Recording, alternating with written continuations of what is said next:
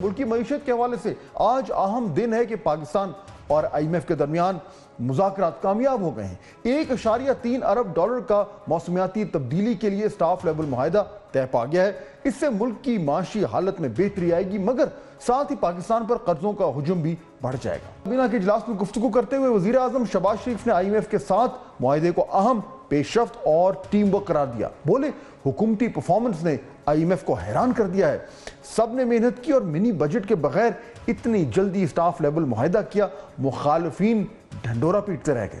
آپ سب کی بے پناہ کاوشیں ہیں اور یقین کریں کہ آپ کی یہ دن رات کی محنت نہ ہوتی تو یہ اچیومنٹ اتنی جلدی ہم نہ کر پاتے۔ آپ کو یاد ہے کہ اس کے اوپر کس طرح اغیار نے اور مخالفین نے ڈھنڈورے پیٹے کہ اب آیا کہ آیا منی بجٹ، اور منی بجٹ کے بغیر IMF آگے نہیں چلے گا۔ الحمدللہ منی بجٹ بھی نہیں آیا۔ وزیر اعظم نے کابینہ اجلاس میں قوم کی قربانیوں کو بھی سلام پیش کی، بالخصوص آرمی چیف کو بھی مبارکباد دی اور کہا اس معاہدے میں army chief general Asim Munir نے بھی بھرپور کردار ادا کیا ہے۔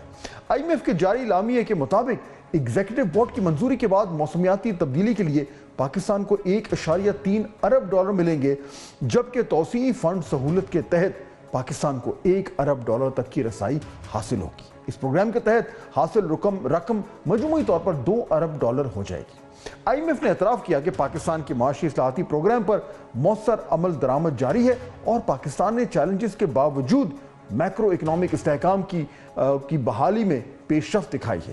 معاشی صورتحال میں بہتری آئی ہے، توقع ہے کہ مہنگائی کی شرح 5 سے 7% تک محدود رہے گی۔ ایک طرف پاکستانی معیشت کے حوالے سے اچھی پیش رفت دیکھنے میں آ رہی ہے تو دوسری جانب معیشت سے ہی جڑی تشویشناک خبر سامنے آئی ہے کہ امریکہ نے پاکستان، چین، متحدہ عرب امارات سمیت 8 ممالک کی 70 کمپنیوں پر برآمدی پابندیاں عائد کر دی ہیں، جن میں 19 پاکستانی کمپنیاں شامل ہیں۔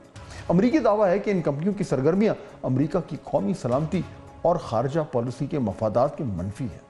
ناظرین، یہ پہلا موقع نہیں جب امریکہ نے پاکستانی کمپنیوں پر اس نوعیت کی پابندی عائد کی ہو۔ پچھلے سال بھی امریکہ نے پاکستانی بیلسٹک میزائل پروگرام سے منسلک کمپنیوں پر ایسی ہی پابندیاں لگائی تھیں۔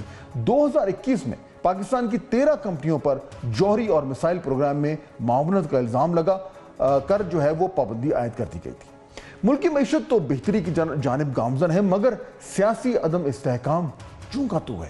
حکومت اور اپوزیشن بالخصوص تحریک انصاف کے درمیان بڑھتے ہوئے فاصلے کم نہیں ہو رہے، اگرچہ بلاول بھٹو اس سلسلے میں متحرک ہو چکے ہیں، جنہوں نے حکومت اور تحریک انصاف کے درمیان ثالثی کی پیشکش کی ہے۔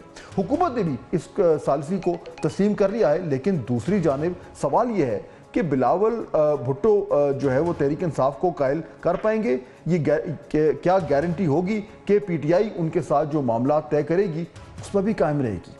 کیونکہ ماضی تو یہی بتا رہا ہے کہ تحریک انصاف نے کئی موقعوں پر اپنے کیے فیصلوں کو پاسداری نہیں کی اور یو ٹرن لیا۔